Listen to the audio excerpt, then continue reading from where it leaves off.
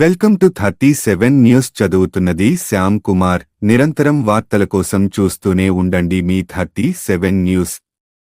ఈనాడు సంస్థల అధినేతగా అందరికీ సుపరిచితుడే రామోజీరావు. ముఖ్యంగా రామోజీరావు ఫిలిం సిటీ నిర్మించడమే కాకుండా ఎన్నో చిత్రాలకు నిర్మాతగా వ్యవహరించారు. ముఖ్యంగా ఉషా కిరణ్ మూవీ సంస్థపైన సినిమాలనే కాకుండా ఎన్నో సీరియల్స్ ను కూడా చేసి మరుపురాని సినిమాలను తెలుగు ప్రేక్షకులకు అందించారు రామోజీరావు. ఎన్నో విభిన్నమైన కథలకు పెట్టింది పేరు అని చెప్పవచ్చు. బ్యాక్ గ్రౌండ్ ఉందా లేకుండా ఎంతోమంది దర్శకులకు, నటీనటులకు కూడా అవకాశాలు ఇచ్చి వారి ప్రతిభను కూడా ప్రోత్సహించేవారు. అలా ఎందరినో తెలుగు సినీ పరిశ్రమకు అందించిన రామోజీరావు ఈ రోజున కన్నుమూయడంతో చాలామంది అభిమానులు, వ్యాపారవేత్తలు తీవ్ర దిగ్భ్రాంతికి గురవుతున్నారు.